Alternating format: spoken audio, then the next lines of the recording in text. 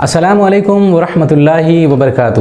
میں محمد مجیب الرحمان ایک بار پھر ملت ٹائمز پر آپ تمام لوگوں کا خیر مقدم کرتا ہوں۔ 2 ستمبر کو ملیشیا کے سابق وزیر ڈاکٹر مہاتیر محمد کا کیا ایک ٹویٹ تھریڈ آج کل کافی چرچا میں ہے۔ اس ٹویٹ تھریڈ میں ڈاکٹر محمد لکھتے ہیں، I do not like to generalize, but in this case I have no choice but to generalize. It is because it is generally the case. مطلب یہ کہ حالانکہ میں جنرلائز کرنا پسند نہیں کرتا، پرنتو اس معاملے میں میرے پاس کوئی وکلپ نہیں سوائے اسے جنرلائز کرنے کے۔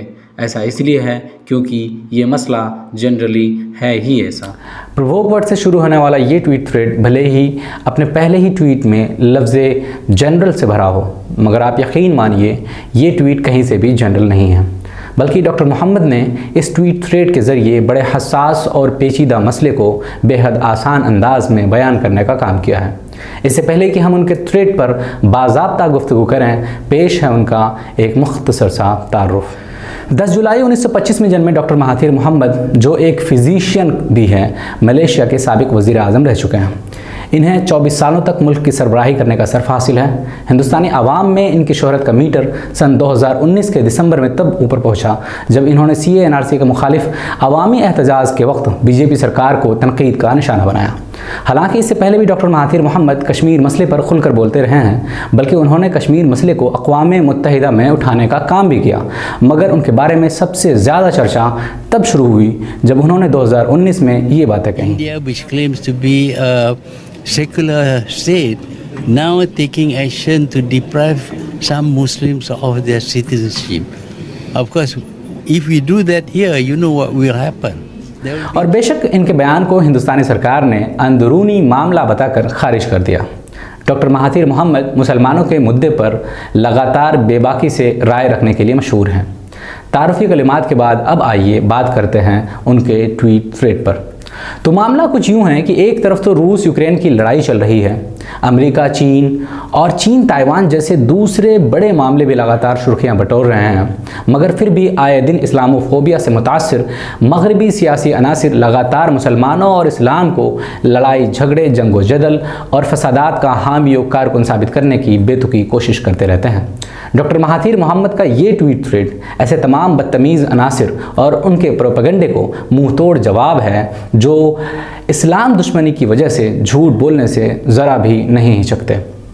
وہ اپنے ٹویٹ تھریڈ کے ذریعے بڑے ہی سلیقے سے صاف ستھرے الفاظ میں یہ ثابت کرتے ہیں کہ لڑائی جھگڑا، جنگ و جدل اور فسادات کا حامی در حقیقت یورپ ہے۔ یہ معاملہ تو اصل میں ان کا یعنی مغربی تہذیب کا ہے۔ وہ لکھتے ہیں، میرا ماننا ہے کہ یورپی ممالک جنگ پسندی اور مارنے کے عادی ہیں۔ ہزاروں سالوں کی تاریخ میں ایک بھی ایسا سال نہیں رہا جس میں یورپین ممالک جنگوں میں ملوث نہ ہوں۔ وہ ہیں جو جنگوں کی شان بیان کرتے ہیں، قتل کا جشن مناتے ہیں۔ وہ ہیں جو قاتلوں کو بڑھا چڑھا کر پیش کر کے ان کے حقائق رفو کر کے اور ان کی یادیں منا کر انہیں اپنا ہیرو بناتے ہیں۔ وہ ہی ہیں جو فوجی مشقوں اور وار گیمز کا انعقاد کر کے جنگوں کی تیاریاں کرتے ہیں، لوگوں کو سٹیک ڈھنگ سے مارنے کے نئے نئے ہتھیار ایجاد کر رہے ہیں۔ بے شک وہ ہی ہیں جو کہتے ہیں مملکتوں کو امن کی خاطر جنگ کی تیاریاں کرنی چاہیے، اور جب وہ لڑائی کے لیے تیار ہو چکے ہوتے ہیں، نئے ہتھیار بنا لیتے ہیں، تو وہ اپنی تیاریوں کو اور اپنے ایجاد کردہ ہتھیاروں کو ٹیسٹ کرنے کی خاطر ملکوں کے درمیان جنگ چھیڑتے ہیں۔ اتنا ہی نہیں بلکہ وہ خود بھی جنگوں میں شامل ہو جانے سے گریز نہیں کرتے۔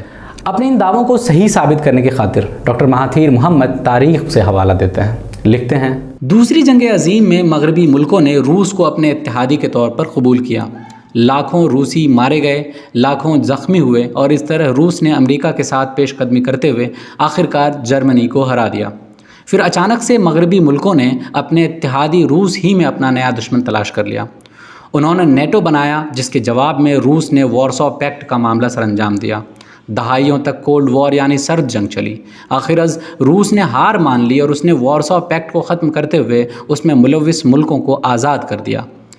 اب اس صورتحال میں جبکہ وارسا پیکٹ کا خاتمہ ہو چکا، نیٹو کو توڑنے اور ختم کرنے کے بجائے مغربی طاقتوں نے وارسا پیکٹ کے سابق ممبران کو نیٹو اور یورپین یونین میں جوڑنے کی کوششیں شروع کر دی، اور ان سب معاملوں میں روس کے ساتھ ممکنہ دشمن جیسا رویہ اختیار کرتے ہوئے اسے نیٹو یا یورپین یونین میں شامل ہونے کی کوئی دعوت تک نہیں دی گئی۔ اب آپ ذرا سا غور کریں گے تو آپ کو اندازہ ہونے لگے گا کہ آخرکار روس نے یوکرین پر حملہ کیوں کیا۔ اس سے پہلے کہ ہم ڈاکٹر مہاتیر محمد صاحب کی باقی ٹویٹس پر نظر ڈالیں، آئیے غور کرتے ہیں کچھ خبروں کی سرخیوں پر جو ٹھیک اسی مدعے سے متعلق ہیں۔ بی بی سی نیوز 12 فروری 2008 کو ایک خبر شائع کرتا ہے جس میں صاف صاف لکھا ہے، جیسا کہ آپ اسکرین پر دیکھ سکتے ہیں، کہ Russia has said it may target its missile at Ukraine if its neighbor joins NATO and accepts the deployment of the US missile defense shield۔ گویا کہ اس وقت ہی یعنی 2008 میں ہی روس نے یہ بات کہہ دی تھی کہ یوکرین کا نیٹو جوائن کرنا انہیں قبول نہیں ہے۔ Russian president Vladimir Putin made the comments in Moscow alongside Ukraine's president, اور اس کے بعد پھر آگے دیکھتے ہیں کہ 3 جولائی 2008 میں ایک روسی نیوز پورٹل ایک اخبار کے حوالے سے لکھتا ہے کہ at a closed meeting of the Russia NATO council Russian president Vladimir Putin threatened that if Ukraine joins the Northern Atlantic Alliance یعنی NATO it may cease to exist as a single state. In particular, Russia may annex Crimea and the east of the country. یہ کس اخبار کے حوالے سے لکھا ہے؟ ایک نیوز پیپر ہے جو کامرسنٹ نام سے آتا ہے، جس نے اپریل 7 میں خبر چھاپی تھی۔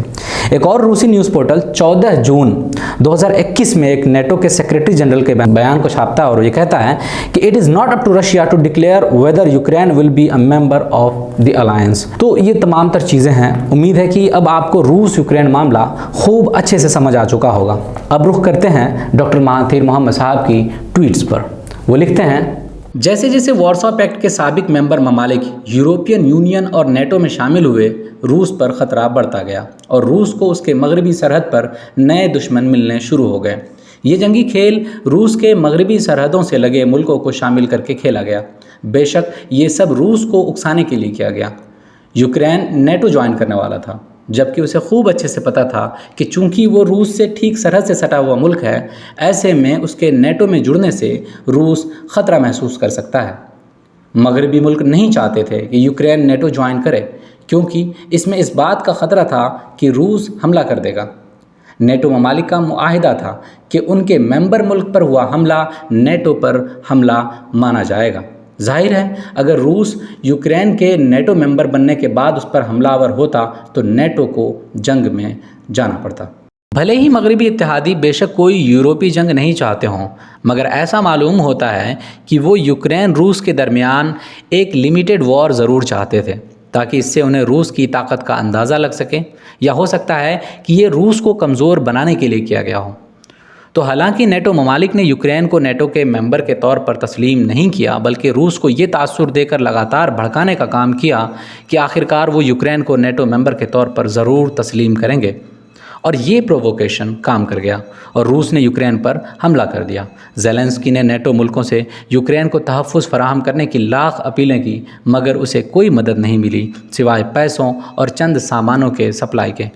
حتیٰ کہ یوکرین کو خود کی حفاظت خود ہی کرنے کے لیے چھوڑ دیا گیا۔ لاکھوں لوگوں نے ہجرت کی، ہزاروں شہریوں اور سپاہیوں کی جانیں گئیں اور اس طرح ملک تباہ ہو گیا۔ نیٹو کا ایک بھی سپاہی نہیں مرا، نہ ہی نیٹو ملکوں کو کوئی نقصان پہنچا۔ بلا شک یہی یورپ کی حکمت عملی ہے کہ لڑو تو ایسے کہ پراکسی وار ہو جائے، اور اس طرح اکسانے والی کارروائیاں مشرق بعید یعنی فار ایسٹ کی طرف منتقل ہو گئی۔ کچھ سمجھا آپ نے؟ ڈاکٹر محمد نے اپنے ٹویٹس کے ذریعے کئی رخ میں اشارے کیے ہیں۔ اشارہ اس بات کا ہے کہ مغربی تہذیب جنگ و جدل پر ابھارتی ہے۔ وہ الگ الگ بہانوں سے ملکوں کو آپس میں لڑواتے ہیں، الگ الگ بہانوں سے ان کا استحصال کرتے ہیں۔ جب مطلب پورا ہو جاتا ہے تو اسے یا تو چھوڑ دیتے ہیں یا اسے اپنا دشمن بنا لیتے ہیں۔ عراق پر جھوٹے پروپیگنڈے کی بنیاد پر کیا گیا حملہ ہو یا لیبیا کی تباہی، پاکستان کا استحصال ہو یا افغانستان پر قبضہ، ہر معاملے میں مغرب نے اپنے مفاد کو اوپر رکھتے ہوئے انسانی حقوق کی بے دریغ پامالی کی ہے۔ مگر ان پر مقدمہ کون کرے کہ یہ تو خود ہی جج بنے بیٹھے ہیں۔ ان پہ کون پابندیاں عائد کرے کہ یہ تو ہر بڑے اداروں پر قابض ہیں؟ ان پر الزام کون لگائے کہ یہ تو اپنے خلاف بات کرنے والوں کو الگ الگ بہانوں سے قتل کرنے اور انہیں مار دینے کا یقین رکھتے ہیں؟ صدام حسین، سلیمانی، غدافی جیسے سینکڑوں نام ہیں جسے اس ضمن میں پیش کیا جا سکتا ہے۔ ہمیں امید ہی نہیں بلکہ یقین ہے کہ آج کا تبصرہ آپ کو معنی خیز لگا ہوگا۔ ہمارا ارادہ ہے کہ ہم آپ کے لیے جلد ہی مشرق وسطیٰ یعنی مڈل ایسٹ کے مسئلوں کو بھی لے کر آئیں اور آپ کو بتائیں کہ آخرکار یمن میں تباہ کاریاں کیوں ہو رہی ہیں، فرانس وہاں کیوں جا دمکا ہے، عرب ممالک اس مسئلے کو کس طور پر دیکھتے ہیں، اور ٹھیک اسی طرح سے لیبیا، مصر، سوڈان اور دیگر افریقی ملکوں کے حالات پر بھی تبصرہ ہو، اس کی ہماری کوشش ہے۔ اگر آپ کو آج کا پروگرام پسند آیا ہو تو ہمیں ضرور بتائیں۔ آپ کی صلاح اور آپ کی دعاؤں کا ہمیں ہمیشہ کی طرح انتظار ہوگا۔ ہم آپ سے اجازت لیتے ہیں علامہ اقبال کی اس شعر کے ساتھ کہ تو نے کیا دیکھا نہیں مغرب کا جمہوری نظام، چہرہ روشن اندروں چنگیز سے تاریخ تر۔ السلام علیکم ورحمۃ اللہ وبرکاتہ۔ ملت ٹائمز کو آپ کی ضرورت ہے، ہماری آپ مالی مدد کریں۔